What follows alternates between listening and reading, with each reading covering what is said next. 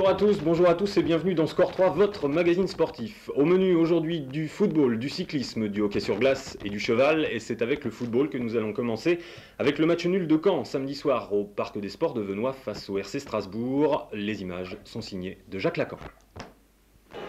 Unis, groupés et très motivés, les Canets avancent ce match à ne pas perdre, avec un public en or qui les soutient toujours contre vents et marées. Une alchimie qui passe bien dès la première minute de jeu avec ce beau tir de Le Bourgeois qui échoue sur Flucklinger. Mais en face, on est loin d'être en reste. Et sur ce coup franc, c'est Reichert qui donne des sueurs froides à Montagnier. Match équilibré donc jusqu'à la 21e minute sur ce corner d'Yvan Le Bourgeois. Divers frappe de la tête, mais un Alsacien dégage de la main. C'est le pénalty indiscutable. Flucklinger doit être lobé. Et puis moi, je la frappe, j'ai pris presque du nez pratiquement. Donc le ballon rebondit au sol, c'est un petit peu piqué quoi. Et bon, le ballon, je pense, aller sur la barre. Et bon, le Strasbourgeois met un petit peu la main. Donc l'arbitre siffle aussitôt pénalty. Et tu t'es blessé parce qu'on t'a vu aller vers le banc de touche? Donc c'est justement, j'ai pris un peu sur le côté du nez, donc ça m'a fait pisser le sang, quoi. Mais c'était pas trop grave. Et pour les pénaltys à Caen, c'est Jean-François Dommergue. Il va falloir attendre la 38e minute pour que Malherbe accroisse son avantage sur cette ouverture lumineuse de Rix. Divers s'échappe, lève la tête et voit qu'il est sans soutien. Alors il continue son effort. Résultat, 2-0 pour Malherbe à la mi-temps. Seconde période, côté alsacien, on y croit toujours et 3 minutes après la reprise, c'est Simon Steinroth sur corner qui ramène Strasbourg à 2-1. La défense cannaise a bien des problèmes, mais à la 57e minute, Fabrice Mèche de la tête affiche le 2 partout. Tout est à refaire pour les Canets. Des Canets qui vont s'y mettre avec tout leur cœur, comme Divers à la 60e, Christophe Point à la 67e,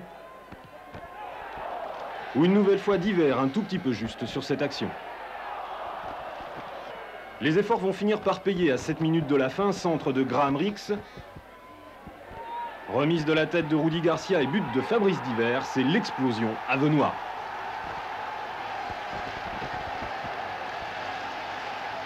Les Canets sont euphoriques et vont continuer à attaquer au lieu de garder la balle. C'est là que l'invraisemblable va se produire à 2 minutes de la fin, toujours du même côté. Un tir superbe de Vincent Cobos qui trompe Montagnier et le match nul arraché par Strasbourg pour Banide. Comme d'habitude, c'est pas mal, mais ça aurait pu être mieux. On a vu paiement sur le match que nous avons fait, on est un petit peu déçus. On pensait gagner ici.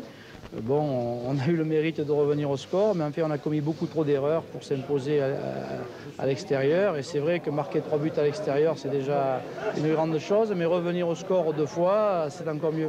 Mais je crois qu'on a manqué beaucoup trop d'occasions et nous avons fait trop d'erreurs défensives, ce qui veut dire que dans les deux surfaces, on a eu des joueurs qui étaient dans un jour sans, et à partir de là, ça a un petit peu nuit au résultat final. Côté Canet, c'est un long monologue de 10 minutes que nous a livré dans les vestiaires. Il en avait vraiment gros sur le cœur, Robert. Éviter ça, paf. On a un but sur corner où un gars marque d'une manière étrangement seul. Vous en reprenez un deuxième sur un centre d'une manière encore où le gars se retrouve tout seul. Je ne crois pas me souvenir, nous, que dans nos matchs, on a eu des possibilités comme ça. Alors, si l'équipe était composée de feignants, qu'on joue n'importe comment, qu'on soit archi-dominé, qu'on fasse tout à l'envers, et qu'il y ait la conséquence comme elle se passe, bon, ben, de toute façon, on se serait fait une raison déjà pas mal de temps. Mais quand je vois les efforts qui sont faits, la volonté des joueurs, et que cette volonté soit foutue en l'air par 2, 3 minutes, 5 minutes de bêtises, de conneries, on ne peut pas dire autre chose. Et en plus, vous arrivez à 5 minutes de la fin à marquer le but du courage, le but de la complicité entre le public, l'équipe et tout, qui vous donne la concrétisation de tous nos efforts. Et enfin, la récompense, parce que on n'a peut-être pas le football de Paris Saint-Germain, de Nantes ou de Monaco, mais on a des qualités autres qui sont quand même à reconnaître. Et qu'on n'est pas capable de conserver ça. Intarissable, l'entraîneur canet, déçu, vous l'avez compris. Et les joueurs, eux aussi, en rentrant du traditionnel décrassage, étaient bien désappointés.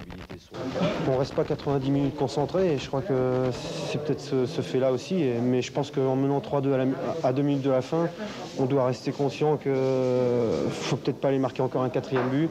Et puis, une fois qu'on a le ballon dans les pieds, essayer de la garder le plus longtemps possible pour faire passer le temps. Reste confiant Fabrice, il reste 6 matchs pour assurer le maintien, 6 matchs qui vont être passionnants et quel que soit le résultat en fin de saison, c'est une image de ce genre-là que nous garderons dans la tête. Passionnante la fin du championnat, c'est vrai, puisqu'en bas de tableau, le Matra, Strasbourg, Laval et Caen se tiennent en 2 points. On attend avec impatience, inutile de vous le dire, un certain Matra-Caen le 12 avril et un certain Laval-Caen le 6 mai. Avant cela, la coupe samedi prochain avec Beauvais-Caen.